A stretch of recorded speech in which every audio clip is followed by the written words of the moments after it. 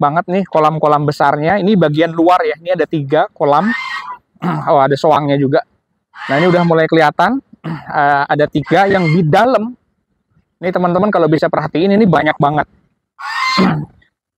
kolam yang sudah, bahkan ini masih aktif, semuanya masih aktif tentang budidaya sistem bioflok. Nah, apakah semuanya ini bisa menghasilkan cukup cepat, bisa dengan panen besar di dalam? Saya akan ngobrol dengan Pak Heri Setiawan. Beliau adalah pakar praktisi budidaya dengan sistem bioflok.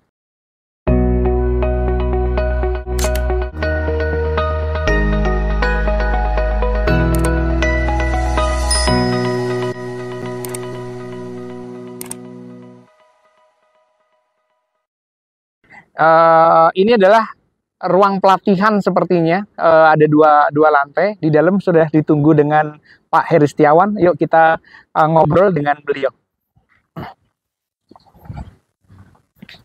Nah, ini saya udah mulai masuk, udah disambut dengan Pak Heri Setiawan. Halo, selamat siang, Pak. Waduh, sorry Pak. Apa kabar, Pak? Baik. Nah, ini saya geser ke sini dulu ya, biar kelihatan. Beliau adalah Pak Heri Setiawan. Kalau saya sebutnya adalah pakar sekaligus praktisi terkait dengan budidaya dengan sistem bioflok. Nah, Pak Heri, kita pengen ngobrol, nanti mungkin bisa dijelasin. Hari ini kalau dilihat dari video-video yang sudah ada, banyak banget yang mengupload atau bahkan membuat konten kalau dengan sistem bioflok itu panennya gampang. Satu, nggak perlu lahan yang luas. Ya lebih dapat panennya lebih gede gitu ya. Saya pengen lurusin nih, apakah bener sih seperti itu? Nanti kita ngobrol aja, tapi sebelum ngebahas tentang bener nggak sih kalau dengan sistem bioflok itu cepet banget panennya gitu ya, terus nggak perlu lahan yang luas gitu kan, atau bahkan ya maintenance-nya mungkin lebih gampang misalkan gitu ya. Nah, ini kita pengen ngobrol, tapi sebelum ke sana, saya pengen sedikit dulu ya. Nanti mungkin Bapak bisa jelasin, ini kayaknya udah ada peralatan yang cukup lengkap gitu ya. Dan di sini ada beberapa ini juga kali ya. Ini apa nanti bisa dijelasin juga bahan-bahannya. Tapi yang pengen kita sekilas dulu sambil berdiri. Kira-kira kalau orang yang pengen tahu lebih, mungkin orang awam yang lagi nonton video, karena jadi sedikit ya Pak penjelasan tentang kenapa kami dari channel Cari Nasi ini mau datang ke sini dan review tentang budidaya sistem bioflok ini, karena salah satu segmen yang kita angkat adalah tentang edukasi. Nah, di sini kami pengen coba mengedukasi juga ke para pembudidaya ikan, jangan sampai mereka salah ya dalam hal informasi yang saya dapat itu pokoknya kalau dengan sistem bioflok pasti untung gitu kan, pasti cepet, pasti nggak rugi gitu ya. Nah, kita pengen informasi yang lebih akurat gitu ya tersampaikan kepada pemirsa, terutama yang baru mau coba melakukan budidaya ikan. Jangan sampai mereka gampang banget termakan dengan ya konten-konten yang sebelumnya itu sebenarnya belum valid gitu ya. Mereka cuma ambil bagian bagusnya tapi tidak melihat prosesnya itu kayak gimana. Nah, sebelum ke sana sebenarnya singkat dulu, sistem bioflok itu apa sih, Pak? Oke. Terima kasih nih dari Cari Nasi ya? Iya, Cari Nasi, Pak. Cari Nasi ya. Apa itu jadi? Cerita, review, dan edukasi. Saya ambil di edukasi. Edukasi, bener. Ini gini, bioflok itu sebetulnya sudah mulai dipikirkan itu tahun 1990. 1990. Di Eropa. Ya. Nah, ilmuwannya dari Israel. Namanya Yoram Avnimelech. Diawali oleh regulasi. Di Eropa itu tahun 1990 ada regulasi bahwa budidaya ikan atau mereka sebutnya aquaculture itu dapat pantangan. Pantangannya adalah tidak boleh membuang limbah ke perairan umum.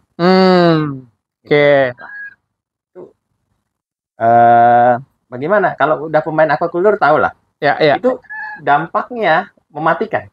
Dibilang tidak boleh buang limbah ke perairan umum, itu artinya usaha mereka tutup.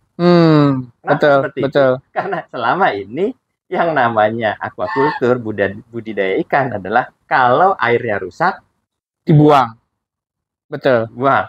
Nah, kalau udah aquaculture, airnya ya bisa 100 ton, 200 ton. Iya, iya. Nah, kalau nggak boleh dibuang, nah terus ditaruh di mana? Betul. Kan repot. Iya, iya. Nah, padahal soal air menjadi rusak itu pasti.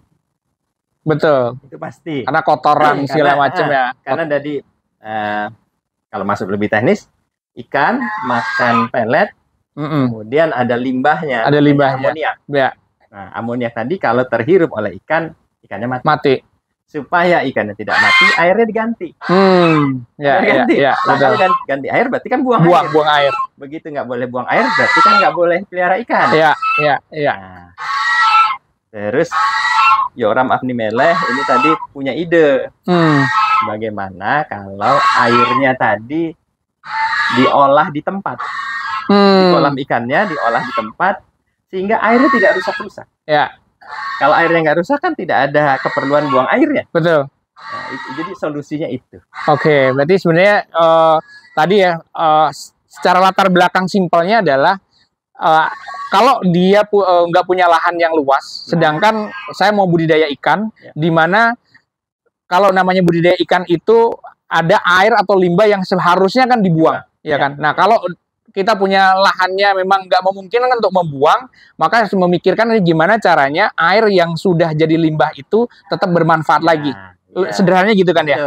Nah, itu dimulai sebetulnya bukan bioflok. Awalnya coba diselesaikan dengan teknologi resirkulasi. Jadi airnya rusak, pindahkan ke kolam kedua, airnya diperbaiki.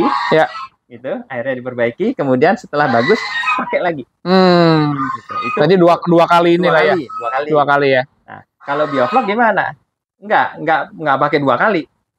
Ini di kolamnya, airnya rusak, masukin bakteri, bakterinya memperbaiki air tadi, dan kemudian bakterinya membentuk gumpalan.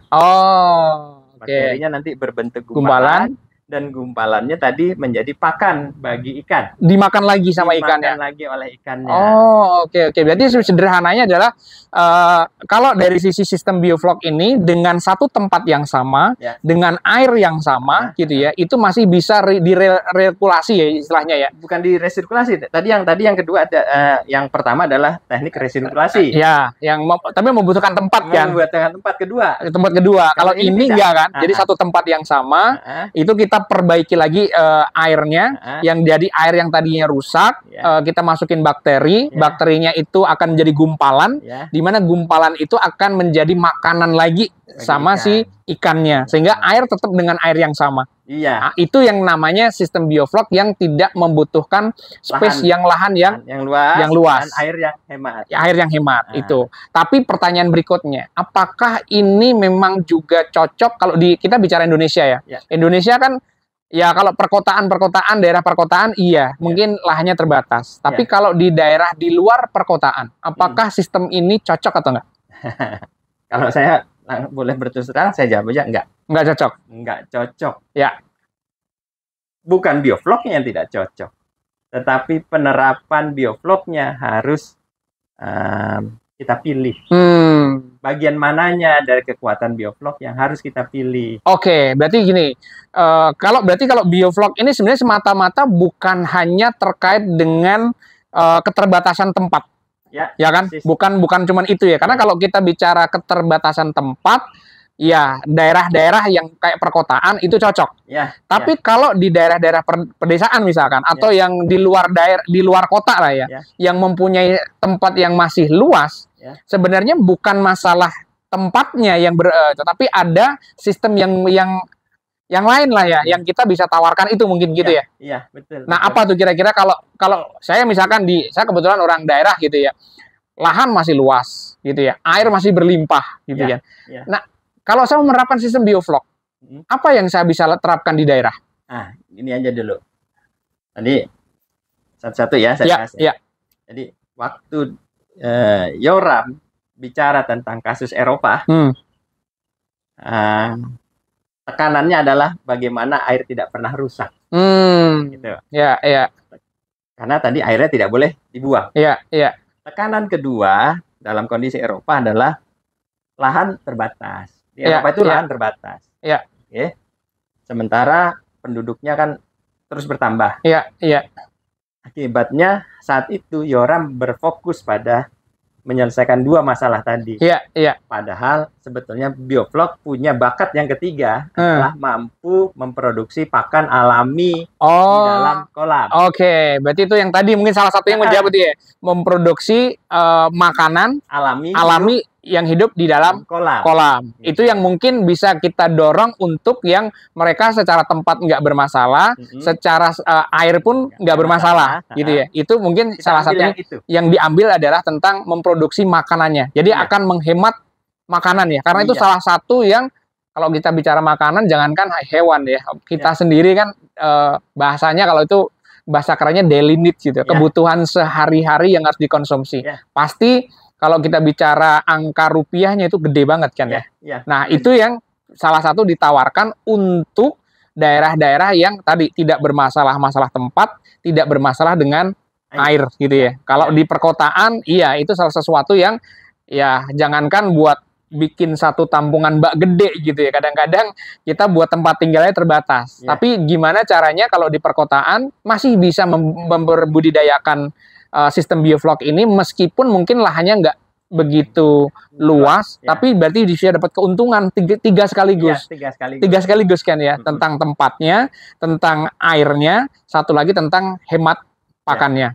Nah, ini menarik buat pemirsa semua. Saya mau ngebahas lebih detail ya, karena sekali lagi ya, seperti pembukaan saya di awal tadi, banyak di luar sana yang berpikir kalau dengan sistem Biovlog itu langsung panen besar. Kalau dengan sistem Biovlog itu pasti untung.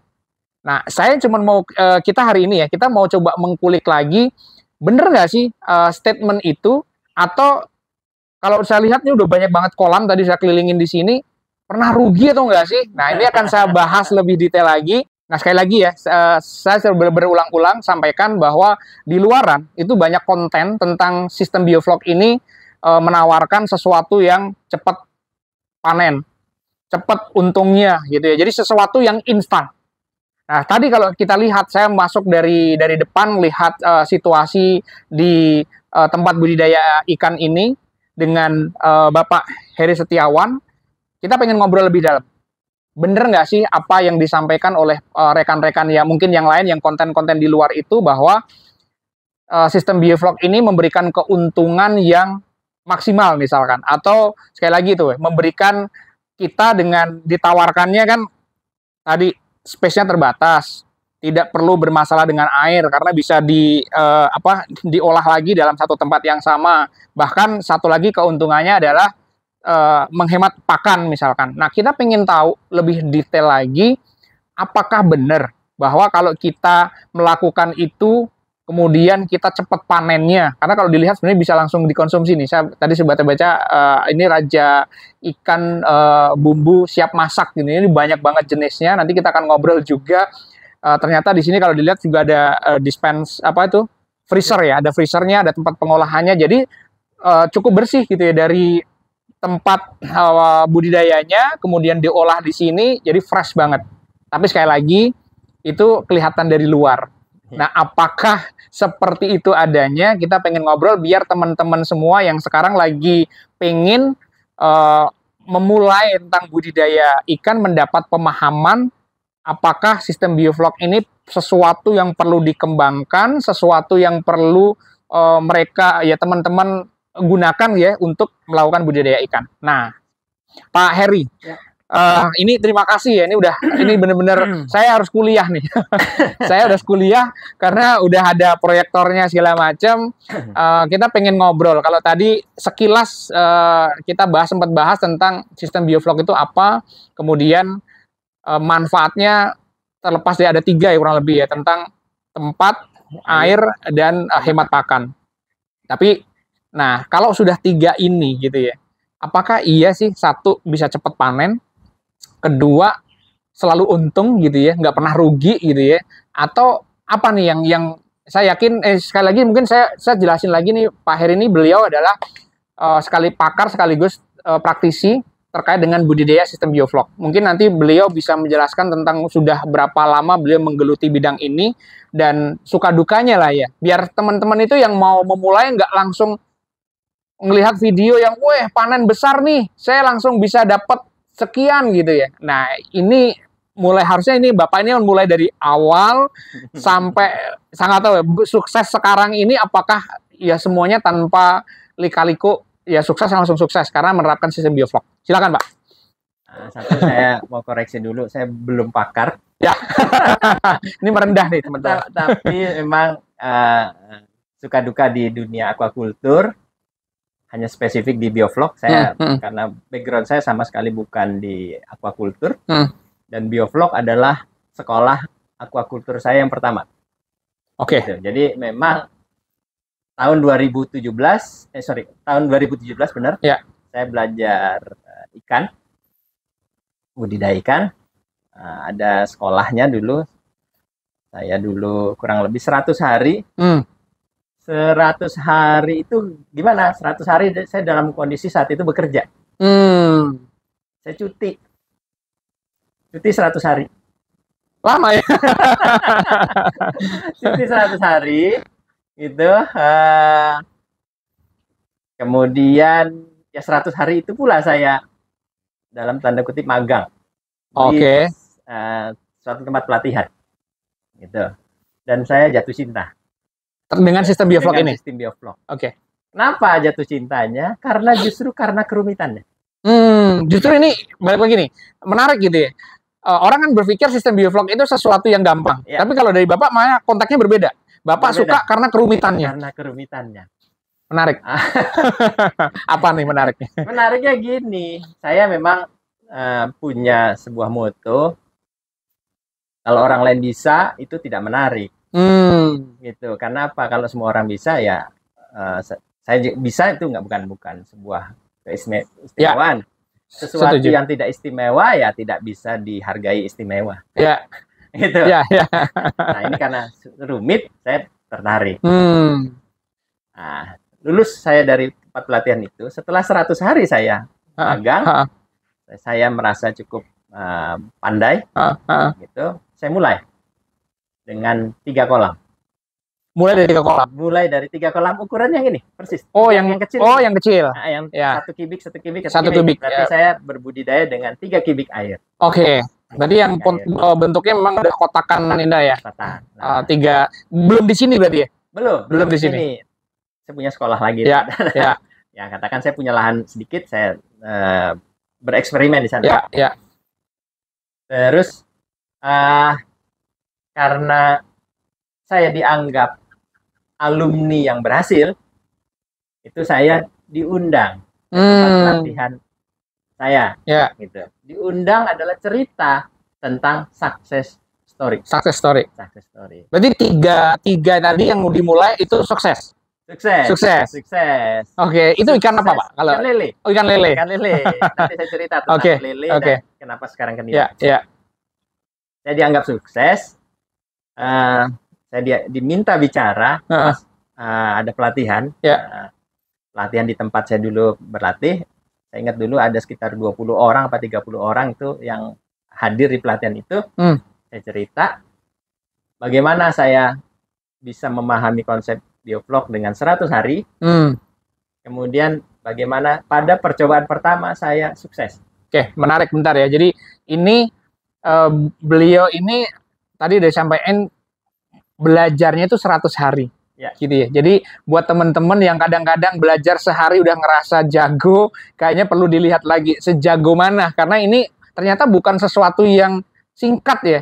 Untuk mempelajarin ini setiap orang beda-beda. Ini mungkin udah levelnya udah, kalau mungkin cuman mau tahu tentang sistemnya kayak gimana, caranya gimana, mungkin sehari 2 hari bisa. Tapi kalau udah bicara 100 hari mempelajari tentang sistem bioflok, saya yakin itu udah dari A sampai Z. Makanya tadi dicoba dari 3 kolam dulu berhasil. Dari berhasil itu diundang.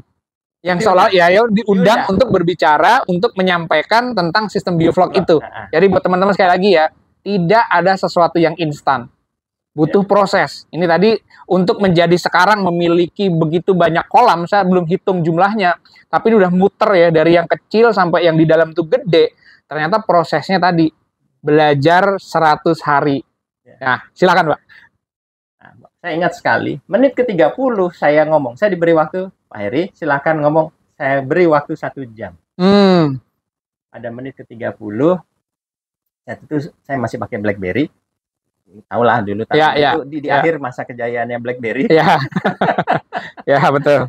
Saya udah pesan ke anak buah saya yang sehari-hari mengurus kolam saya. Saya bilang, saya dari jam segini sampai jam segini akan bicara di pelatihan. Ya.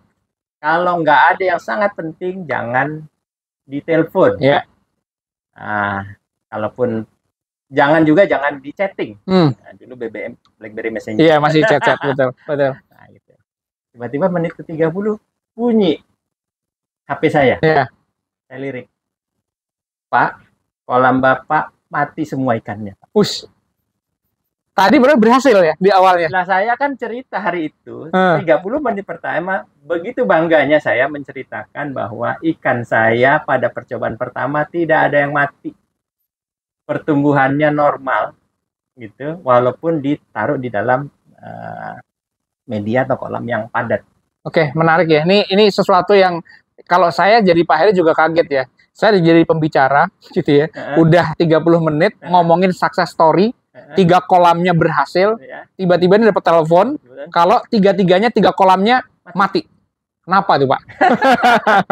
Nah, itu saya jadi kalau dibilang seperti nano-nano, bagaimana mungkin saya cerita tentang keberhasilan saya pada saat saya sebetulnya gagal total, gitu.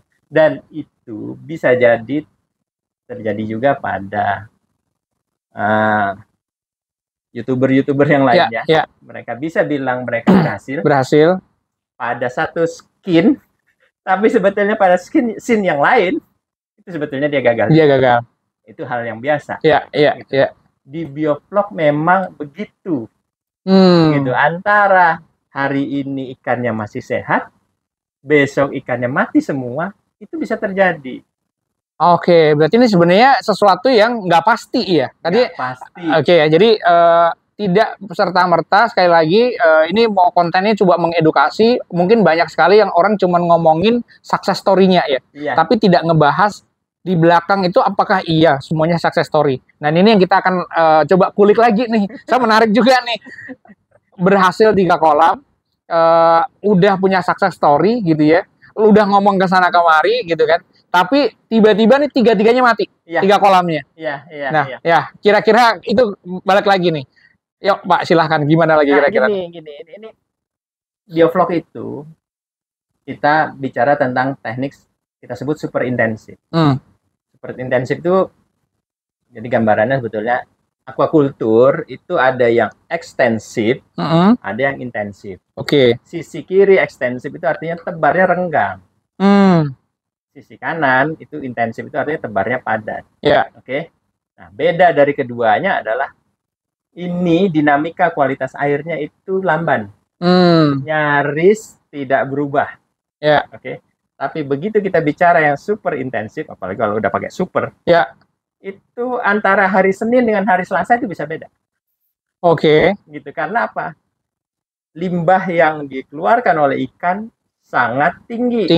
Gitu. Betul. Dan artinya dalam 24 jam saja jumlah amoniak itu bisa meningkat dengan pesat. Dan itu diperparah, airnya nggak boleh dibuang. Gitu. Biasanya kan gitu. Kita udah keburu ngasih komitmen bahwa dengan biovlog air tidak perlu diganti. Betul. Padahal kita tahu ini sudah penuh racun. Tidak kita ganti. Tewaslah dia.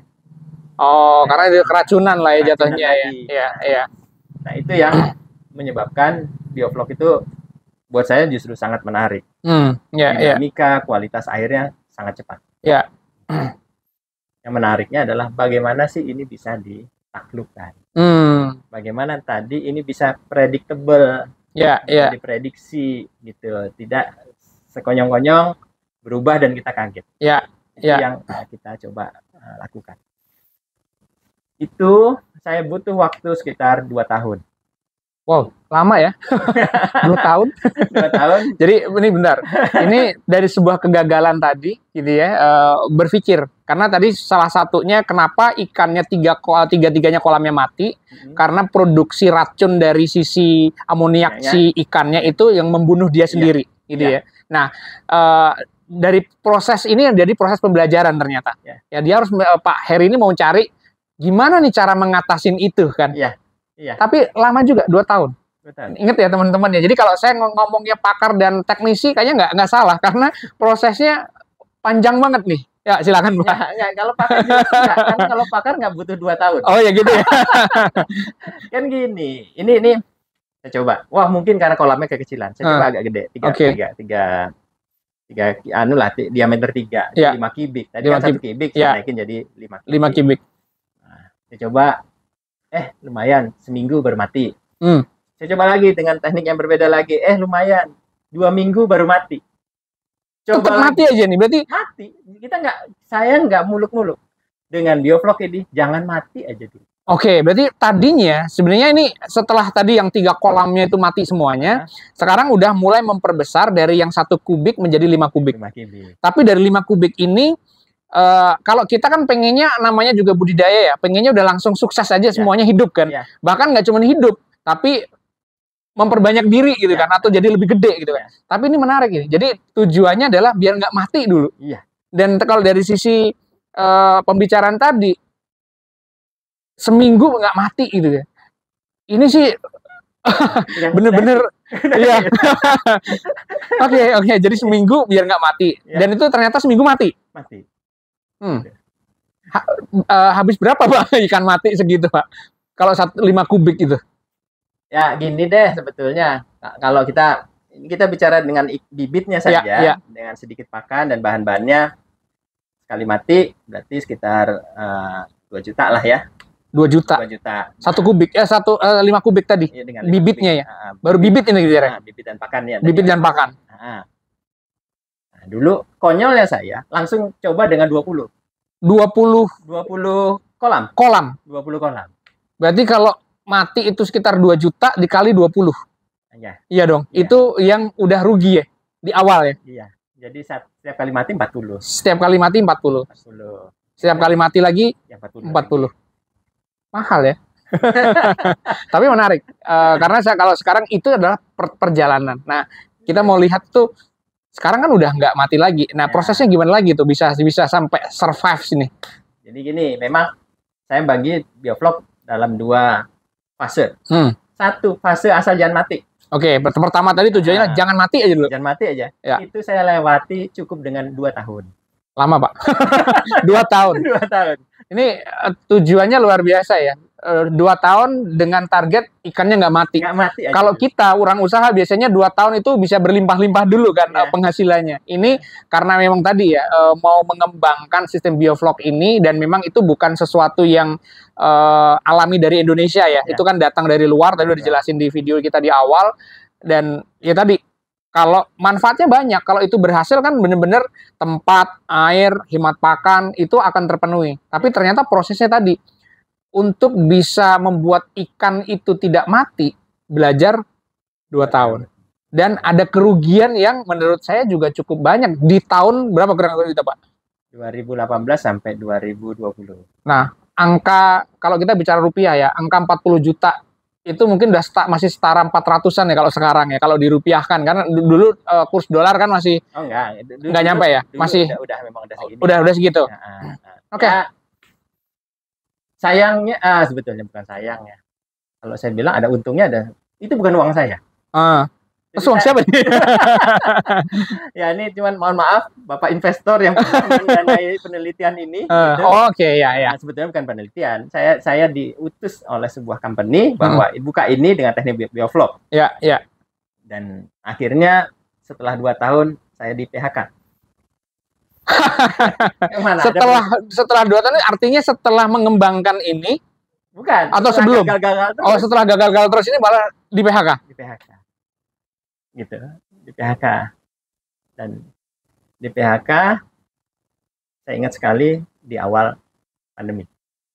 Oh, justru pas di awal pandemi melalui proses sistem bioflok yang dicoba dan gagal-gagal di PHK.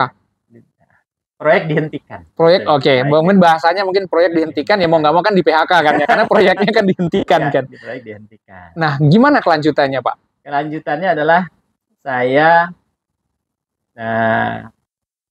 disuruh menjaga kolam ini. Menjaga kolam. Menjaga kolam. Menjaga kolam. Suntikan dana dari perusahaan dihentikan. Oke. Kan? Dan saya mulai belajar sendiri, pakai uang sendiri. Oh, ini berarti awal pandemi ya? Awal pandemi setelah proyek dihentikan, ya suntikan dana otomatis dihentikan, mau nggak mau belajar sendiri lagi dengan dana pribadi. Iya. Ya, ini kita state ke teman-teman ya bahwa ini jadi mungkin ini belum pernah di-share ke video-video sebelumnya, nggak tahu ya. Ini dari segala kadang-kadang orang itu berpikir setiap usaha itu bisa langsung sukses.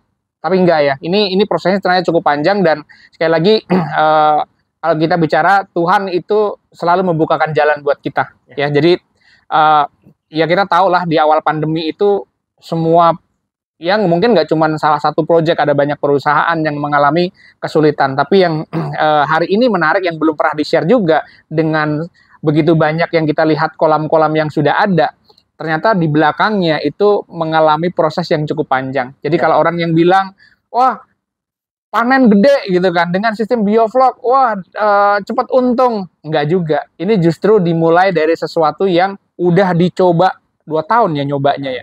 Gagal. Nah, pandemi sebetulnya hikmahnya buat saya adalah tiba-tiba sepi. Jalan sepi. Ya, betul. Saya datang, kebetulan rumah saya agak di Jakarta. Ya. Saya datang ke sini, saya ingat dulu disekat-sekat semua jalanan. Ya, betul. Saya datang ke sini, aktivitas di mana-mana berhenti total. Ya. Dan itu memberikan kesempatan saya untuk berpikir lebih tenang. Mereview kenapa sih 2 tahun ini gagal terus. Ya. Tenang, saya hentikan saat itu juga proses belajar saya dengan biofloknya. Ya. Saya lebih banyak akhirnya dulu membaca. Oke, berarti sempat menghentikan tentang budidaya berhenti. Itu waktu awal-awal pandemi berarti ya? Awal pandemi. Berarti benar-benar karena memang penyekatan di mana-mana, itu berhenti total dan Bapak mulai belajar membaca lah ya. Maksudnya mencari mungkin. Saya datang. Tetap saya tiap hari datang ke sini. Oke. Gitu. Tiap hari saya datang ke kolam. Lebih banyak saya pandang-pandangi saja gitu. Apa kamu masalahnya ya? Nggak pernah bisa panen kan gitu. Iya. Nah, dari sana akhirnya saya coba lagi. Pandemi ya saya hanya berhenti sebetulnya hanya 1 bulan. Gitu. Setelah itu saya coba lagi. Oke, berarti breaknya kurang lebih cuma 1 bulan. Dengan ya mungkin flashback dulu ya. Tadi kan melihat kenapa sih gagal. Ya kalau kita bicara orang kerja biasanya ada evaluasinya. Nah, ini evaluasi lah ya. Dan 1 bulan menurut saya udah make sense gitu ya. Kita perlu melihat juga ya. Karena kalau udah 2 tahun tadi kan proses pembelajarannya gagal, kalau nggak dievaluasi dulu kenapanya, bisa jadi kesannya kan gagal terus. Bener kan ya? Betul. Kadang-kadang emang kita harus berhenti supaya kita lebih tenang berpikirnya. Dan saat itu keputusan yang penting menurut saya adalah saya mengganti lele menjadi nila. Oke, berarti udah mulai ini ada, kalau sebelumnya memang budidayanya ke lele aja ya fokusnya. Bioflok lele. Nah ini jadi budidaya bioflok yang nila itu di sini. Sebelumnya itu masih lele ya. Di sini. Oh di sini juga, tapi lele. Dan itu yang gagal tadi. Titik baliknya adalah saat saya memutuskan ganti ke ikan nila. Oke, menarik buat rekan-rekan semua. Kalau kita bicara tadi kegagalan banyak di tempat ini juga itu lebih banyak ke budidaya ikan lele. Tapi bukan berarti karena ikannya, betul ya? Bukan berarti karena ikannya. Mungkin karena ada sesuatu yang belum pas gitu ya? Atau memang karena ikannya? Karena ikan. Apakah karena ikan lele itu nggak cocok dengan sistem bioflok? Nah, gini. Yoram itu pada waktu dia meneliti tentang bioflok, memang komoditasnya ikan nila. Oh. Dan saat itu saya belum baca bukunya Yoram. Oke, jadi belum ngebaca bukunya bahwa sebenarnya sistem bioflok ini ditujukan untuk lebih ke ikan nila. Nah, karena memang mungkin ketidaktahuan ya, karena nggak membaca dulu, diimplement ke ikan lele. Mungkin karena ikan lele juga salah satu yang gampang dicari juga ya, maksudnya murah atau enggak? Nah, gini, jadi waktu masuk, jadi Yoram tahun 2000-an datang ke Indonesia. Dan di Indonesia kan yang komoditas yang paling populer lele. Lele, betul, betul. Jadi diadop teknologi itu, dicobanya di daerah Pekalongan pertama kali. Nah, itu dengan ikan lele. Ikan lele. Nah, ternyata belakangan saya baru ketahui bahwa bioflok itu merubah amoniak menjadi protein. Ya. Dan ikan lele adalah ikan karnivor. Karnivor artinya ikan pemakan ikan yang lain. Ikan yang lain, ya. Gitu. Nah, ciri itu adalah berarti dia limbahnya besar. Besar. Ya. Ususnya pendek. Ya. Ikan karnivor itu ususnya pendek. Tapi dia makan dengan pakan protein tinggi. Akibatnya proteinnya tinggi, yang diabsorb itu sedikit dan dibuang sebagai limbahnya besar. Ya. Karena keterbatasan ilmu saya di bidang bioflok, saya belum mampu menjinakkan tadi produksi amoniak dalam jumlah besar. Oh, oke. Begitu saya beralih ke nila, nila itu agak gampangan. Makannya nggak begitu banyak. Ya. Kebutuhan proteinnya nggak setinggi lele. Gitu. Ususnya lebih panjang, sehingga limbah dari metabolismenya lebih sedikit. Oke, berarti ini sebenarnya bukan, sekali lagi ya, ini bukan karena ikan lelenya ya. Tapi karena memang salah satu faktornya pengetahuan terkait dengan bagaimana sistem bioflok dengan ikan lele itu yang belum terpahami pada waktu itu. Ya kan, pada waktu itu, sehingga ya terjadinya adalah pencobaan berkali-kali itu gagal. Tapi setelah tahu bahwa sebenarnya lebih agak gampang, lebih mudah dengan ikan nila. Baru migrasilah ke ikan nila. Menarik ya buat teman-teman. Jadi kita akan lakukan pembahasan selanjutnya. Ini menarik sekali pembahasan ini. Tadi mengalami satu hal yang ya pandemi dialami, percobaan bahkan di PHK dulu ya dilakukan, kemudian percobaan sistem bioflok dengan ikan lele hampir 2 tahun ya. Ternyata nggak berhasil.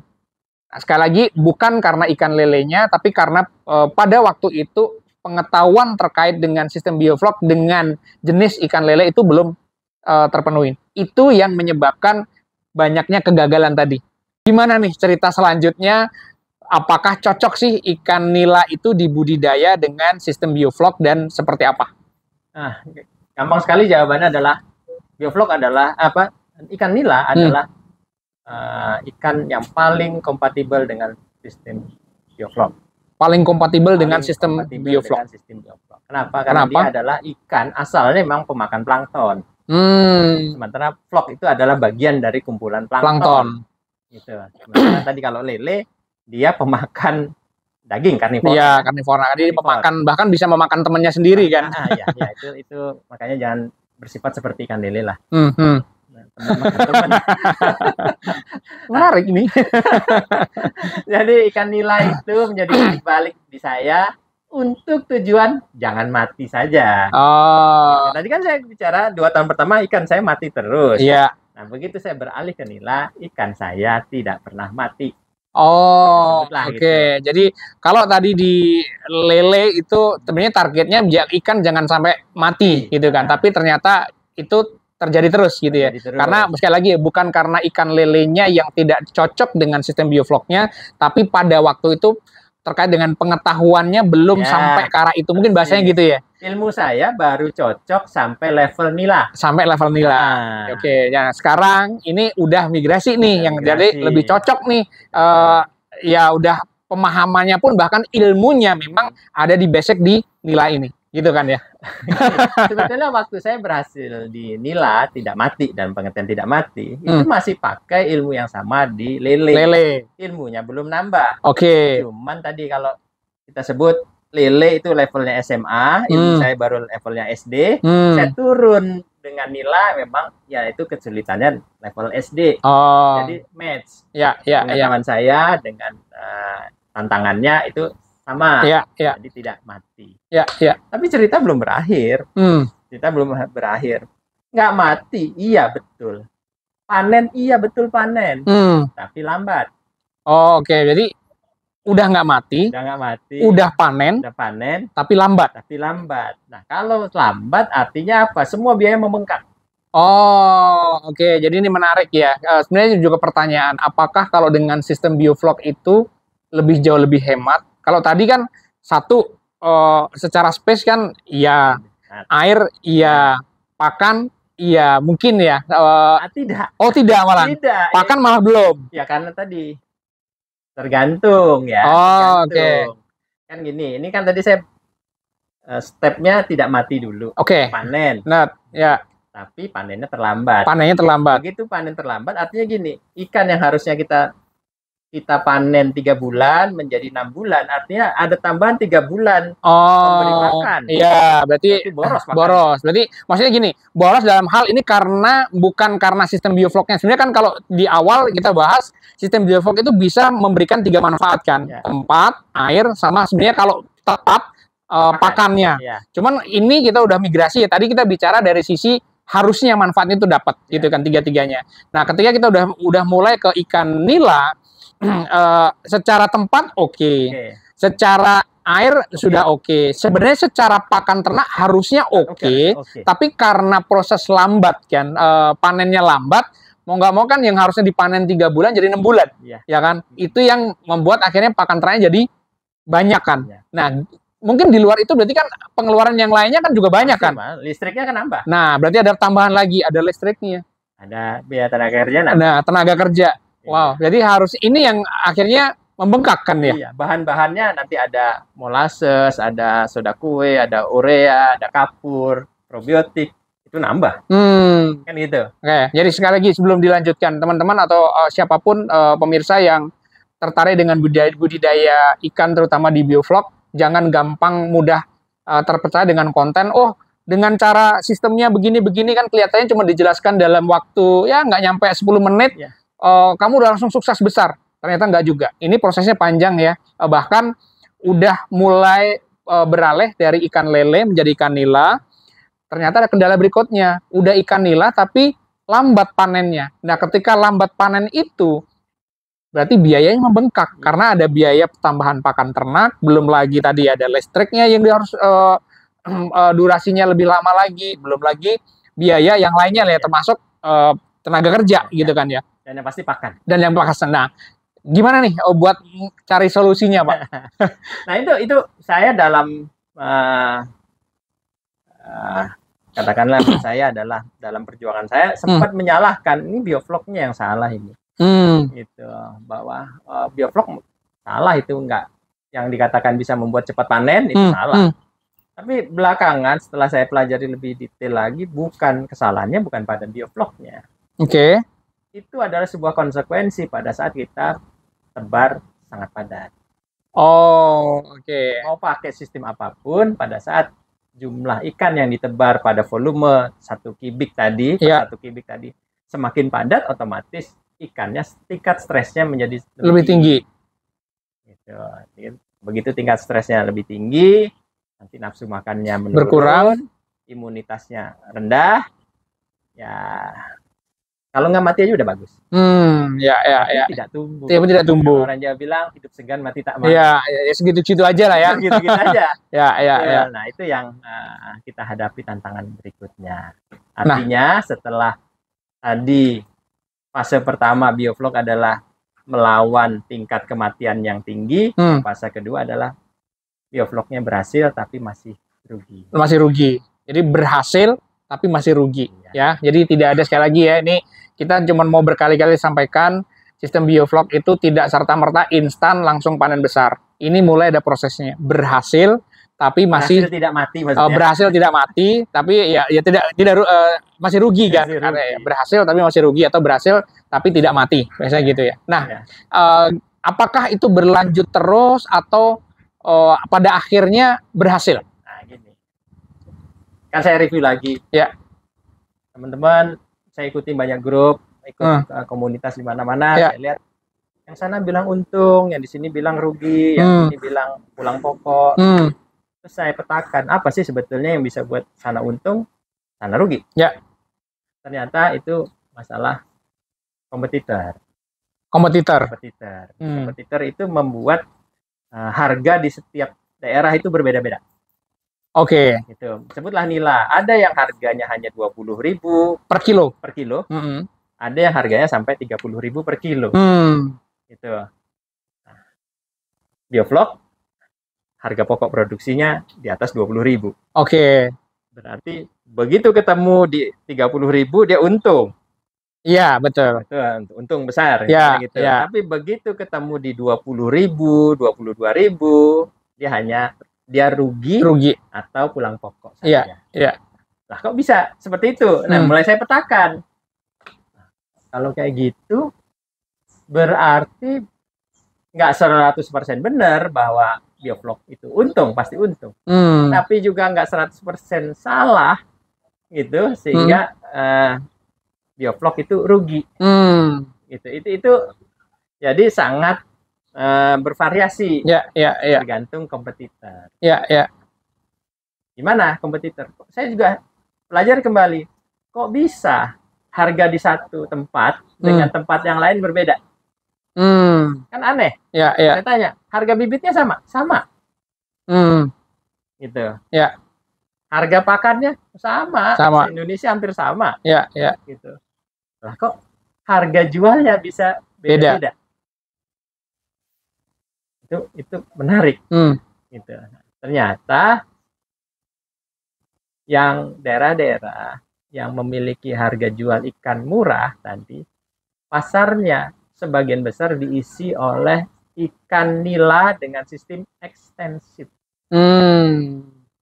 Gitu, dengan ekstensif artinya padat tebarnya rendah. Padat tebarnya rendah. Jadi kalau by definisi sebetulnya padat tebar rendah itu atau sistem ekstensif itu cirinya apa? Ya tadi renggang sekali, bisa hanya 5 ekor per kubik, gitu. Diberi makan sedikit atau bahkan tidak pernah diberi makan. Itu yang ekstensif. Gitu. Itu yang pada akhirnya nilai jualnya rendah. Nilai jualnya rendah karena apa? Kan si petani memiliki harga pokok produksi kan murah. Iya. Bahkan agak lucu nih. Nila adalah suatu komoditas perikanan yang bisa berkembang biak sendiri. Bibit pun kadang nggak beli. Tapi pertanyaan saya Pak sebelum itu, ini kan satu yang ekstensif ya. Itu kan yang dikelola mungkin lebih ke tradisional gitu ya. Satu lagi dengan sistem Biovlog. Kalau dari sisi kualitas sama atau beda? Beda. Bedanya lebih di mana nih? Ini ikan Biovlog itu dagingnya lebih tebal. Ikannya gemuk-gemuk gitulah. Tapi padat. Gitu, rasanya lebih gurih. Orang bilang ada manis-manisnya, ada gurih-gurihnya. Gitu. Ya nanti saya jelasin karena dia memang airnya kita beri garam, kita beri gula. Jadi seperti diberi bumbu waktu 4 bulan. Jadi dia memang rasanya beda ya. Gitu. Teksturnya juga beda gitu. Nggak bau tanah. Jadi secara kualitas memang jauh lebih bagus di Biovlog. Tapi sorry, kalau secara kasat mata, kalau misalkan nih, kadang kan saya suka nganterin ke pasar juga gitu ya. Bisa kelihatan nggak sih pembedanya? Maksudnya, oh ini yang organik ini yang Biovlog nih, atau sebenarnya udah beda-beda nih. Kalau di pasar yang tradisional misalkan, kayaknya udah bisa pastikan itu bukan yang Biovlog itu. Kalau yang mau Biovlog ya belinya harus ke daerah-daerah tertentu misalkan. Mohon maaf. Hari ini konsep ketahanan pangan di Indonesia adalah asal kenyang. Kita belum sampai mau bayar lebih mahal pada kualitas yang lebih tinggi. Yang penting asal ikan. Gitu. Nah, sehingga memang ikan-ikan Biovlog yang dengan kualitas yang lebih tinggi itu memang belum menjadi pilihan. Yang penting cari yang lebih murah. Itu dulu saya coba perjuangkan adalah dengan cara membuat olahan. Ini kan tadi ini olahan. Benar-benar udah mulai olahan. Kenapa? Begitu kita masuk ke pasar, itu pasar becek ya sebetulnya ya. Iya. Nah, walaupun sekarang udah nggak becek juga pasarnya, tapi udah bagus-bagus lah ya. Iya. Cuman bedakan modern market sama traditional market ya. Nah, traditional market itu ya ikan.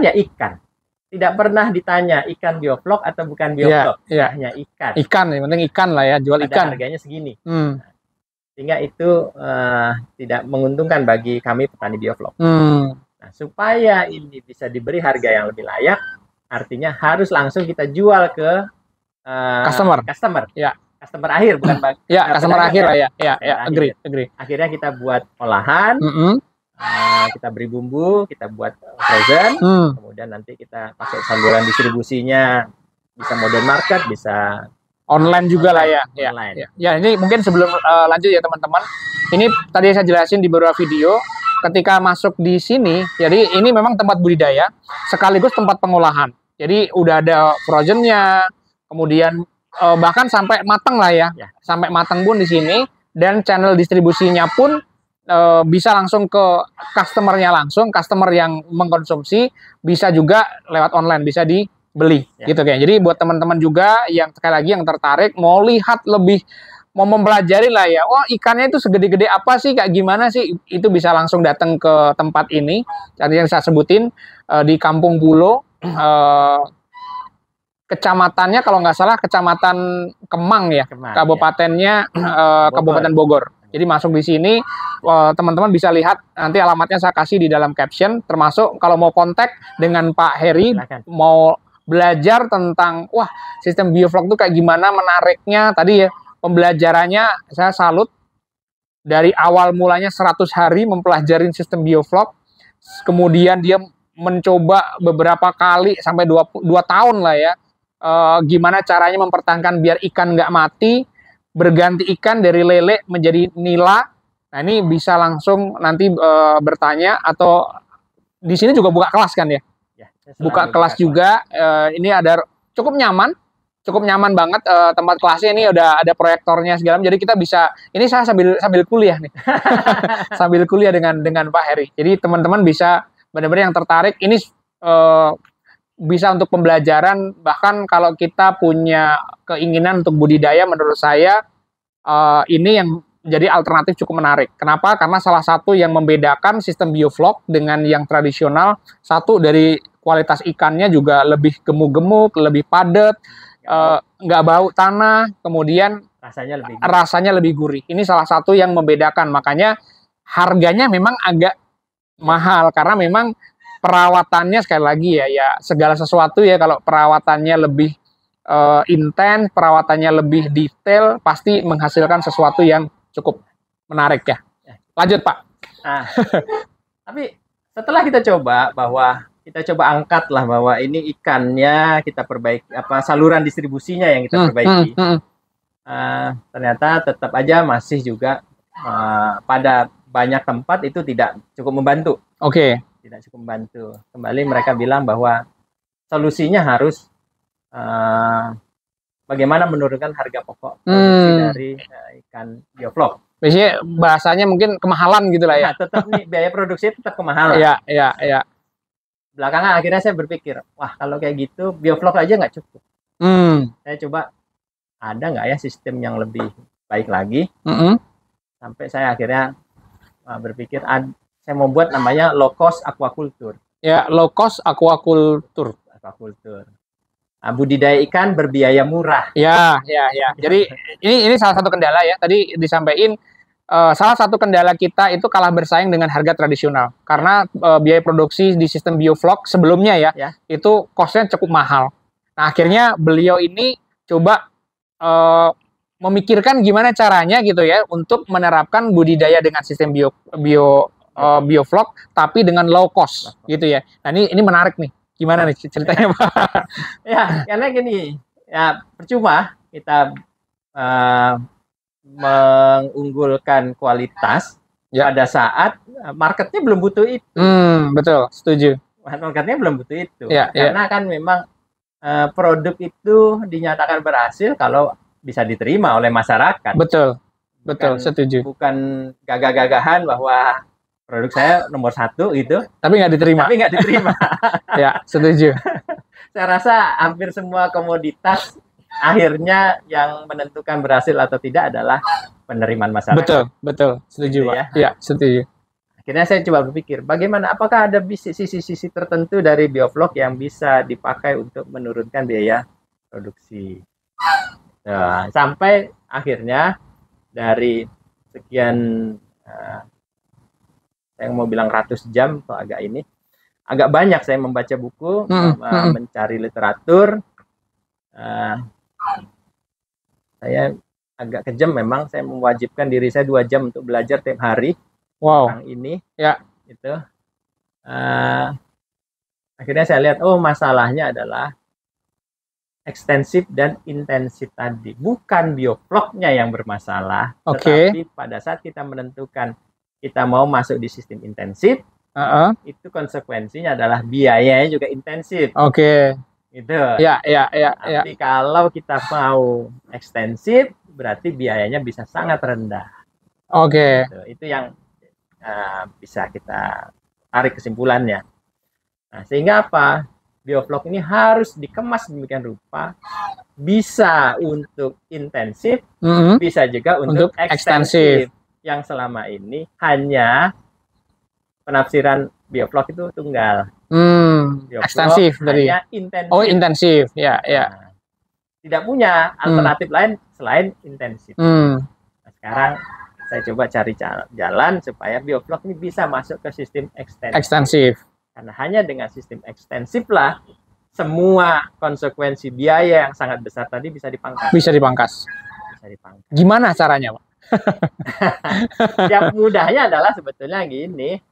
Ya kalau kan tadi intensif itu pada tebarnya tinggi, kalau ekstensif pada tebarnya rendah. Nah, begitu kita buat rendah, yang gampangnya gini deh. Bioflok, kalau kita bicara pada tebar tinggi 100 ekor per kubik. Aerator kita mati 1 jam, ikan mati. Yang mati 100%. Tapi kalau udah 3 jam ya bisa 100%. 100%. Saya turunkan perlahan-lahan dengan uji coba yang agak berdarah-darah juga. Turunin jadi 70. Kita coba matikan 3 jam, mati nggak? Berarti ini permainan ini ya? Permainan kepada tebar. Pada tebar. Coba 60. Tahan sekian jam. Coba 50 ekor per kubik. Mati berapa jam? 40 mati berapa jam? 30 mati berapa jam? Itu memang agak biaya sih. Tapi untuk di awal kan ya, karena itu pembelajaran kan. Iya. Gitu. Nah, itu coba sampai pada satu titik saya bilang, oke, ini bisa nih 24 jam tanpa aerasi, tanpa kematian. 24 jam tanpa kematian. Tanpa aerasi, tanpa kematian. Nah, dan ternyata memang ekstensif.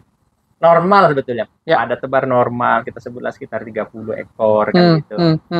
Di situ. Nah, apa dampaknya ke biaya? Ya kita nggak perlu nungguin 24 jam di pinggir kolam. Kalau misalnya gini, 1 jam terlambat menghidupkan aerasi yang mati karena sebab apapun, mati. Berarti kan Anda nggak bisa kemana-mana. Karena setiap jam kan. Setiap jam. Betul, setiap jam. Berarti Anda harus punya 2 aerator. Karena begitu satu mesin mati, mesin kedua harus bisa hidup. Anda harus punya genset. Kalau listriknya mati, Anda ganti dengan genset. Berarti investasi Anda kan 2 kali. 2 kali. Nah, berarti juga Anda harus menggaji karyawan untuk nungguin 24 jam. Betul. Berapa harga yang harus Anda bayar? Nah, bisa Pak, nggak apa-apa Pak, saya tungguin sendiri. Ya, artinya Anda nggak punya pekerjaan lain. Hanya nungguin. Betul. Kolam. Gitu kan. Kalau di saya ada namanya opportunity cost, bukan hanya biaya keluar Anda, tapi kesempatan Anda mendapatkan penghasilan yang lain kan hilang. Itu juga biaya. Betul. Gitu. Setuju. Oke, kalau gitu jangan terlalu intensif lah. Jadi saya ukur aja pada tebarnya saya kurangi. Pada tebarnya dikurangi. Otomatis tadi ya, biaya listriknya turun. Berkurang. Biaya tenaga kerjanya berkurang. Resiko usahanya kurang. Gitu. Nah, yang yang terutama adalah begitu tebarnya nggak begitu padat, lebih cepat tumbuh karena tingkat stresnya turun. Betul. Tingkat stresnya kan tadi bilang begitu makin padat makin stres. Makin renggang dia makin nggak stres. Lebih cepat tumbuh. Dan itu akhirnya yang mempercepat untuk proses panen. Proses panen. Plus gitu. Dia tadinya bergantung 100% kepada pelet, beli pelet, sekarang sebutlah 50%-nya makan dari pakan alami yang hidup di dalam kolam tadi. Kenapa? Kalau ikan terlalu padat, pakan alaminya belum sempat tumbuh sudah habis. Gitu.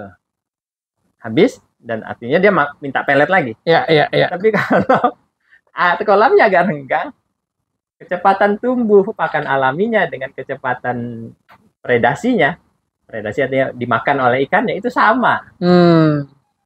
Biaya pakannya turun drastis. Nah, belakangan saya malah, kalau begitu, bioblok adalah kita rubah aja yang berfokus pada hemat pakan tadi. Gitu.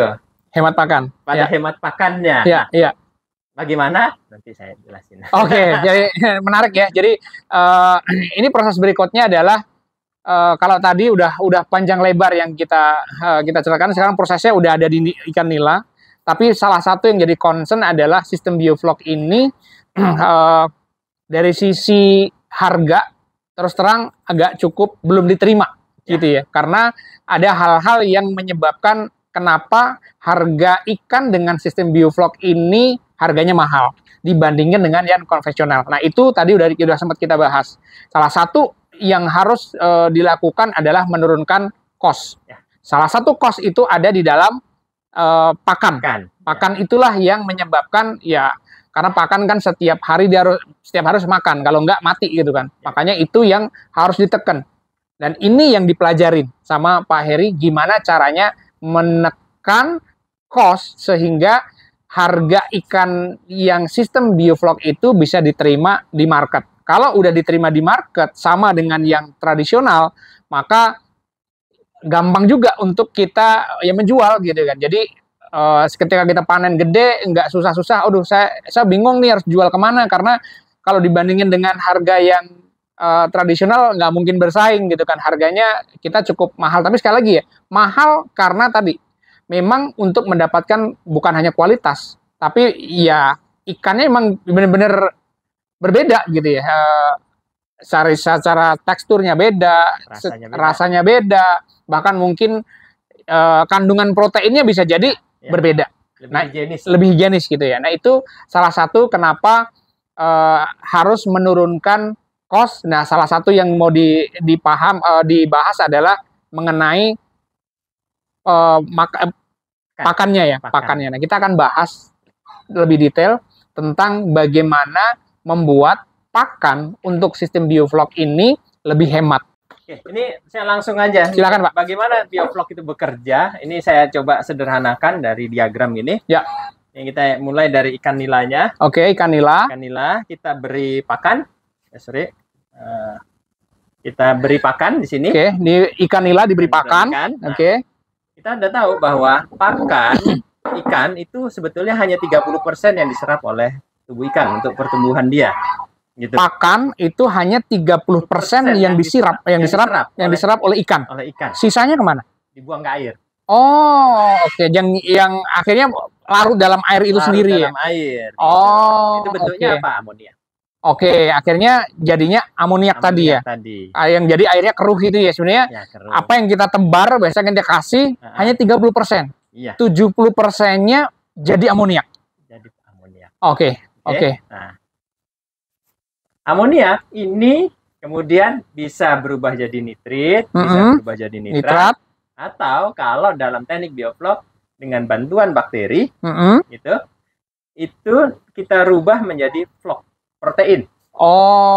Jadi amoniak tadi itu bisa berubah dari nitrit, bisa berubah dari nitrat sebenarnya, tapi bisa juga jadi bakteri. Tapi bakteri itu kalau di dalam sistem bioflok diubah menjadi protein. Bukan gitu. Gini. Jadi amoniak itu bisa dirubah oleh bakteri tertentu menjadi nitrit, dan dirubah oleh bakteri tertentu menjadi juga nitrat. Nah, tetapi kita memilih bakteri dari jenis yang khusus tadi, bakteri heterotrop, yang mampu merubah amoniak ini menjadi protein. Sorry. Berarti ini sebenarnya bukan amoniaknya berubah jadi bakteri ya? Bukan. Tapi kita seolah-olah memasukkan bakteri untuk merubah amoniak ini menjadi protein. Jadi ini asumsi saya karena gambarnya teman-teman ini kayak cycle, seolah-olah saya pikir saya adalah amoniak ini diubah menjadi bakteri. Ternyata enggak. Amoniak ini dengan kita memasukkan bakteri gitu ya, itu amoniak atau kotoran tadi diubah menjadi protein atau bioflok itu yang pada akhirnya menjadi dikonsumsi sama si ikan.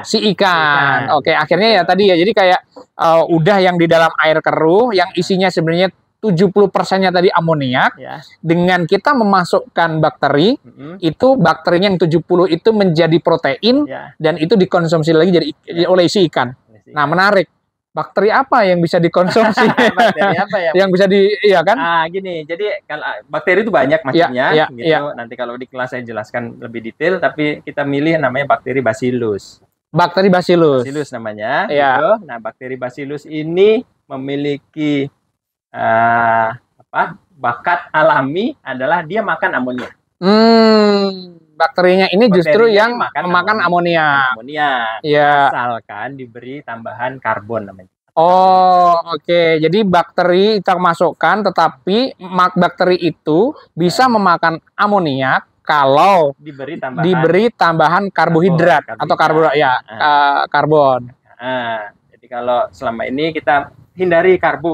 Nah, kalau di sini kita berikan karbo. Justru kita berikan karbo. Memang gini, bakteri ini dengan rasio yang tepat dia bisa menghabiskan seluruh amonia. Jadi tidak serta-merta bahwa main kasih-kasih aja ya. Jadi memang ada hitungannya. Jadi kalau nggak ada hitungannya malah mau bikin mati. Jadi sekali lagi buat teman-teman ya, ini kadang-kadang kita mendapatkan mungkin rumusan-rumusan ya. Ini ibarat kata 1 tambah 1 nanti hasilnya 2 ya, pasti 2. Ternyata nggak, harus tepat hitungannya. Karena kalau nggak tepat justru membuat ikan itu mati. Lanjut Pak. Jadi bakteri makan amoniak sekaligus makan karbohidrat. Untuk itu dengan memakan 2 ini dia selnya membelah. Gitu. Setiap jam nanti ini selnya kan kita sekali masukkan itu 100 juta bakteri. Nanti 1 jam kemudian jadi 200. 2 jam kemudian jadi 400. Jadi 800 seperti itu. Kan pertumbuhannya cepat sekali. Biomasa bakteri ini sendiri kita sebut sebagai protein. Protein sel mikroba. Protein sel mikroba. Karena dia bentuknya gumpalan, kita sebut bioflok. Karena bioflok itu sebetulnya terambil dari 2 suku kata, bio artinya hidup, flok itu artinya gumpalan. Jadi gumpalan yang hidup. Gumpalan yang berisi makhluk hidup. Asal muasalnya dari amonia. Nah, dia kemudian jadi protein, kemudian dimakan kembali oleh ikan nila. Berarti tadi kalau tadi dibuang 70%, kembali lagi ya dimakan lagi. Nah, sehingga tadinya nutrisi pakan hanya diserap 30%, akhirnya jadi 100%. Akhirnya bisa 100%. Nah, ini yang menyebabkan akhirnya bisa menghemat penghematan pakan. Karena sekali lagi ini menarik sebenarnya. Kadang-kadang ya benar sih. Kalau mungkin kita sendiri yang orang awam ya, kita nyebar pakan kan nggak semuanya itu kemakan. Karena mungkin misalkan kalau butiran ya, dari 5 butiran mungkin baru 1 yang kemakan, 4-nya itu udah larut, hilang. Itu kan, itu yang akhirnya jadi kotoran atau amoniak tadi kan. Itu yang menyebabkan ya benar hanya 30. Nah, kalau itu berlanjut terus-menerus kan cost-nya gede banget ya. 70% hilang, 70% hilang. Padahal ya itu kita harus kasih terus. Nah, ternyata salah satu caranya untuk menghemat cost adalah mengubah 70% amoniak atau yang makanan nggak termakan tadi yang sebenarnya udah jadi kotoran ya, bahkan bisa jadi udah jadi bakteri, itu dimasukkan bakteri, tapi bakteri itu yang mengandung karbo gitu ya, dan bakteri itu yang mengubah amoniak menjadi protein, dan protein itu yang akhirnya dimakan lagi, sehingga siklus dari makanan yang mungkin harusnya cuma 30 jadi 100% termakan. Ini yang menyebabkan jadi murah pakannya. Ya, ini menarik buat teman-teman ya. Bener-bener kalau mau tahu rumusannya, jujur saya belum tahu rumusan ini bahannya apa gitu, bakterinya itu kayak gimana. Ini buat teman-teman yang mau mempelajarin, karena sekali lagi ini penghematannya berarti 70% jadi hilang, itu jadi balik lagi. Itu gede banget. Itu kalau kita bicara duit, wah nggak terhitung ya ininya. Dan ini yang membuat akhirnya nggak menghilangkan kualitas, meskipun secara pakannya dihemat, tapi nggak menghilangkan kualitas, karena justru dia makan protein lagi kan. Karena kalau yang organik misalkan, itu belum tentu yang dimakan protein semua kan. Bisa jadi ya hal-hal yang biasa, sehingga tadi secara rasanya bisa jadi beda gitu kan, secara teksturnya mungkin nggak gumpal dari si ikan nila yang sistem bioflok ini. Nah ini sekali lagi buat teman-teman, kalau mau belajar tentang bagaimana caranya membuat makanan yang low cost untuk sistem bioflok, sehingga ikan kita harganya bisa bersaing, nanti bisa dengan Pak Heri Setiawan. Di dalam caption kita sudah ada, kita cantumkan nomor WhatsApp-nya, atau sekali lagi bisa datang ke tempat budidaya sistem bioflok di daerah Jampang, Kecamatan Kemang, Kabupaten Bogor, gitu ya. Nah, apa yang mau disampaikan lagi kira-kira Pak dari sini? Ini kelihatan nih, berarti. Ya. Ini tadi untuk bisa mendaur ulang, kita sebut mendaur ulang nih kan ini. Ya. Sebetulnya gini tadi, saya luruskan sedikit. Ini katakan pun seluruh pelet yang dimakan oleh ikan nila tadi itu ya tetap aja yang dibuang hanya 70%.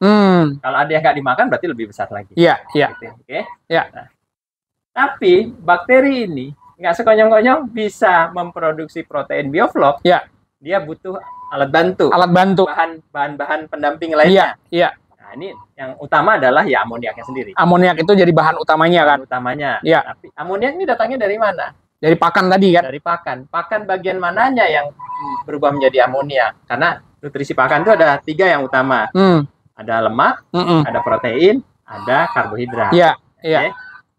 Yang menjadi amoniak adalah sisi proteinnya. Gitu. Oh, oke. Kalau pakai bahasa ilmu perikanan, kita bilang protein itu adalah N-organik. Nitrogen organik. Itu adalah protein. Begitu dia menjadi limbah, ini berubah menjadi nitrogen anorganik. Oke. Nah, supaya bakteri ini bisa merubah nitrogen anorganik menjadi protein, dia butuh bahan pembantu lainnya. Sumber karbohidrat bisa, yang utama adalah molasses. Oke. Molasses. Nah, yang lain adalah penggunaan pakai kapur. Oh, oke. Gitu. Nah, jadi amoniak tambah molasses tambah kapur tambah oksigen tentunya, karena dia di bakteri aerob tersebut, dia berubah menjadi protein. Bisa menggandakan dirinya dengan energi-energi yang diberikan menjadi vlog. Jadi vlognya dimakan oleh ikan. Oke, berarti tidak serta-merta sebenarnya hanya amoniak dan bakteri, tapi memang ada tambahan lainnya ya. Jadi yang karbohidrat sama penggunaan kapur. Itu yang bisa menggandakan bakteri itu menjadi protein atau vlog tadi ya. Gitu. Akhirnya saya bilang bioflok adalah sebuah teknik bagaimana mencari bauran yang tepat. Untuk setiap gram amoniak harus kita tambahkan berapa gram molasses, harus kita tambahkan berapa gram kapur, supaya dia bisa tumbuh optimal. Oke. Gitu. Menarik. Kita lihat sumber amoniak adalah protein pakan. Semakin tinggi protein pakan, harganya makin tinggi. Betul. Tapi artinya kan tetap kita bergantung pada pakan dengan protein tinggi yang berharga mahal. Gitu. Akhirnya saya pikir gimana? Oh, memang ini terjadi daur ulang. Daur ulang. Tetapi untuk bisa mendaur ulang biayanya juga besar. Ada tambahan molasses, tambah probiotik, tambahan kapur, tambahan listrik dari aerasinya. Sehingga nilai penghematan pakan itu akhirnya juga menjadi sia-sia, karena ada bahan-bahan pendamping lain yang diperlukan untuk bisa mendaur ulang tadi sisa metabolisme ikan tadi. Gitu. Akhirnya saya berpikir, bagaimana sih pakannya bisa pakan yang biasa saja, proteinnya rendah, tapi amoniak yang dihasilkannya tinggi. Tinggi. Oke. Nah, itu kan sebetulnya mustahil. Betul, Bagaimana betul. orang asal usulnya protein, Udah rendah gitu ya. proteinnya rendah, bisa amoniaknya tinggi. Kan nggak bisa. Iya, iya. Akhirnya saya pikir gini, oke, kalau gitu saya intervensi, saya manipulasi dengan sebutlah urea. Ureanya masuk ke sini. Oh, jadi dikasih urea ya. Tadi dikasih urea itu untuk menambah jumlah protein di dalam amoniak. Bukan, menambah namanya N-anorganik. Oh, N-anorganik. Ya, ya, ya. Cuman kalau saya tambahkan yang masuk di media, di air, ikannya langsung mati. Betul. Karena kan sebenarnya kan urea itu ya amoniak. Amoniak gitu kan. Iya, iya. Itu tantangannya. Kalau saya masukkan di sini, termakan ikan juga mati. Ya, kalau dimasukkan ke pakan, ureanya kalau dimasukkan ke makan, dimakan ikannya mati, dimasukkan ke air langsung mati juga mati. Ya. Tapi dia harus masuk. Caranya gimana? Gimana caranya? Itulah yang memang tidak mudah. Itu ya, yang, ya. Selama ini saya coba akatik lah. Oke, nah berarti ini menarik ya. Jadi saya nggak akan ngebahas gimana caranya, karena ini justru buat teman-teman yang mau belajar. Sekali lagi, Pak Heri Setiawan ini juga membuka kelas ya di tempat ini juga, di tempat budidaya di daerah Jampang ya, Jampang Kemang Kabupaten Bogor. Gimana caranya untuk mengubah tadi ya campuran ureanya biar kalau dimasukkan ke pakan biar itu nggak mati misalkan, atau dimasukkan ke air juga ikannya nggak mati. Ini ternyata ada cara-caranya. Nah, kalau cara-caranya mau tahu lebih detail, sekali lagi jangan tanya ke saya. Ini beliau yang nantinya akan menjelaskan. Tapi saya nggak mau bahas di dalam video ini karena sekali lagi ini tujuannya adalah untuk kalau cuma dijelaskan secara sekilas di video, kita nggak mau nanti teman-teman pada akhirnya salah gitu ya. Pada takarannya kurang tepat, akhirnya yang tadinya mungkin teman-teman ikannya nggak kenapa-kenapa, akhirnya malah mati, yang disalahin sebenarnya ini tutorialnya nggak bener gitu ya. Padahal sekali lagi ya, ini butuh tadi Pak Heri butuh waktu untuk melakukan penelitian ini. Jadi kasarnya bukan ya penelitian lah ya, karena udah melakukan banyak uji coba. Jadi kalau buat teman-teman yang tertarik, sekali lagi saya sarankan untuk bisa datang langsung ke sini, atau nanti bisa komen di dalam komentar kita akan kasih gimana caranya bisa kontak langsung dengan Pak Heri, atau bisa juga langsung kontak di nomor WhatsApp gitu ya. Ada lagi yang mau dijelaskan atau cukup clear? Sebetulnya saya agak teasernya dulu lah. Boleh. Ya. Mungkin bisa dilihat ke sini. Oh, oke.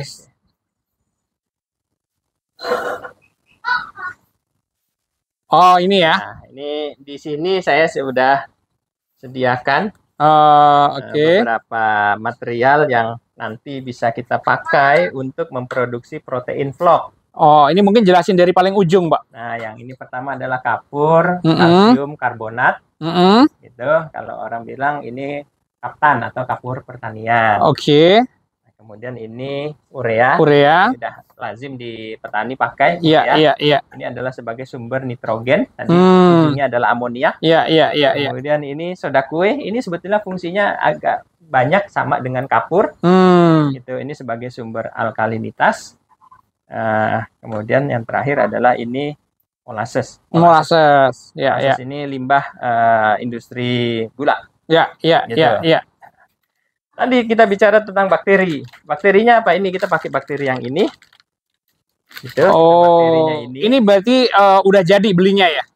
Udah jadi. Nah, ini bentuknya bubuk kering. Oh, itu bubuk kering. Oke. Kemudian ini yang lazim banyak dijual E4. Gitu. Nah, ini untuk apa nih E4 nih, Pak? Sama. Ini bakteri juga. Ini bakteri Bacillus. Ini bakteri Lactobacillus dan Saccharomyces cerevisiae. Gitu. Nah, jadi intinya adalah bagaimana kita meledakkan jumlah bakteri kedua ini, gitu. Ya. Dengan bahan-bahan tadi ada ini seperti amoniaknya. Ya. Ini ada kapurnya dan ini ada molassesnya. Berarti dari 4 bahan ya, atau 5 jatuhnya ya, sama Ima? Atau 4 ya, kalau 4 ya. Jadi bahan, kapur, urea, soda kue, molasses, sama bakteri itu sendiri. Bakteri, ya.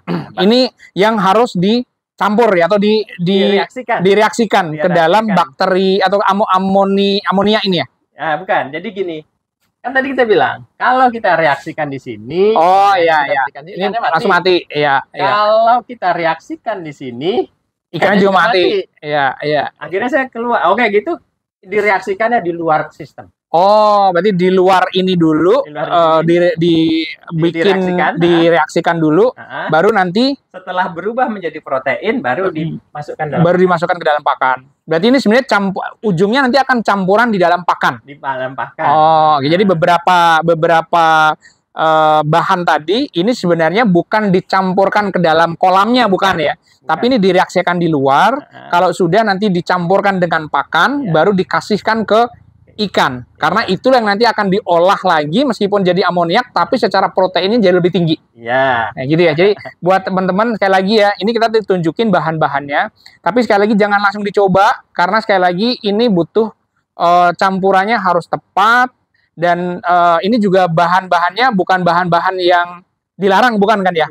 Bukan ya. Ini semuanya banyak dijual di toko pertanian. Oke, ini bahan-bahan yang bukan dilarang kalau dari Pak Heri. Jadi memang ada biasa digunakan di pertanian. Ya. Tapi sekali lagi jangan asal mencampur, harus tepat karena kalau cuma asal mencampur justru nanti akan membuat bisa jadi seluruh ikannya jadi mati. Ya. Apalagi kalau main langsung ditebar tanpa diformulasikan di luar dulu. Jadi ini memang khusus untuk di dalam pakannya. Kenapa? Karena pentingnya tadi untuk menghemat pakan tapi dengan tidak mengurangi protein, ya caranya adalah pakan yang mungkin proteinnya masih rendah, kita harus membuat pakan itu tetap protein tinggi dengan cara mencampurkan beberapa bahan tadi, sehingga proteinnya tetap tinggi, ikannya juga mendapatkan asupan protein yang tinggi. Karena kalau kita kasih asupan yang protein rendah, ya ikannya nggak akan tumbuh, gitu ya. Nah itu menarik sekali buat teman-teman. Sekali lagi, buat kita semua atau rekan-rekan yang mau belajar tentang sistem bioflok, jujur saya tidak meragukan lagi beliau sudah sangat hatam sekali menguasain karena udah melalui proses yang cukup panjang ya, dari mulai kegagalan bahkan ya, mulai belajar 100 hari, mencoba 2 tahun gagal gitu ya, dan akhirnya mulai, dan hari ini sebenarnya kalau dilihat ya sampai udah bisa membuka saung sendiri ya, tempat penjualannya di sini. Jadi tempat pelatihannya juga di tempat ini. Jadi ini sebenarnya satu hal yang positif buat teman-teman yang mau belajar lebih dalam lagi, membuka seminar ya, dari mulai yang kelas basic. Ya, sebetulnya gitu ya? Kita mulainya hanya pelatihan 2 hari. Oke, pelatihan 2 hari. Tapi beberapa teman kalau kurang bisa magang di sini. Oh, bisa magang bahkan. Jadi buat rekan-rekan mungkin mahasiswa misalkan mahasiswa pertanian atau kalau mahasiswa bisa segala jurusan. Oh, bisa segala jurusan justru bisa magang. Karena gini sebetulnya. Yang datang sebetulnya siapa aja bisa. Gitu. Cuman saya senang kalau ngelatih mahasiswa kan agak lebih gampang ya. Pertanyaannya, kalau misalkan di luar daerah, Pak, bisa online nggak sih, Pak?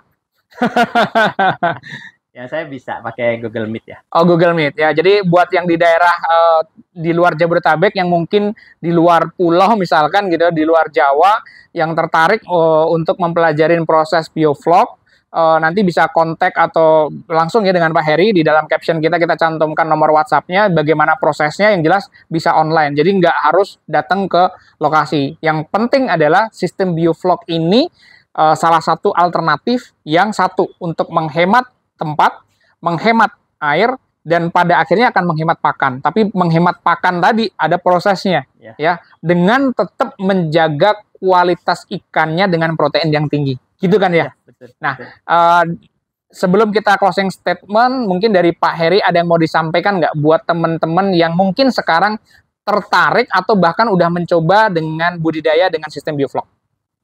Gini, kalau boleh saya menyarankan ke teman-teman yang tertarik dengan sistem bioflok, satu aja, jangan menyerah. Jangan menyerah. Oke. Itu pesannya ya, jangan menyerah. Karena sekali lagi ini adalah apa yang dialami dengan Pak Heri sendiri, beberapa kali mencoba dan jangan menyerah. Dan hari ini kalau dilihat sukses gitu ya, dengan beberapa kolam yang sudah ada sekarang, bukan cuman kolamnya, di tempat ini juga bisa langsung dilakukan penjualan di tempat, bahkan distribusinya bisa di online juga ya. Kalau nggak salah, saya sempat melihat ada di Panenku itu bisa dibeli di online, jadi teman-teman juga bisa membeli. Itu fresh banget dari tempat budidaya, diolah di sini, ada freezernya, tapi nggak lama-lama juga freezernya kan, itu bisa langsung cepat terdistribusi dengan customer. Itu aja buat rekan-rekan, terima kasih untuk waktunya ya melihat video rangkaian. Jadi kalau mau tahu video dari A sampai Z-nya tentang mekanisme sistem bioflok ini, bisa ngelihat dari part satunya. Itu aja, terima kasih, selamat siang. 29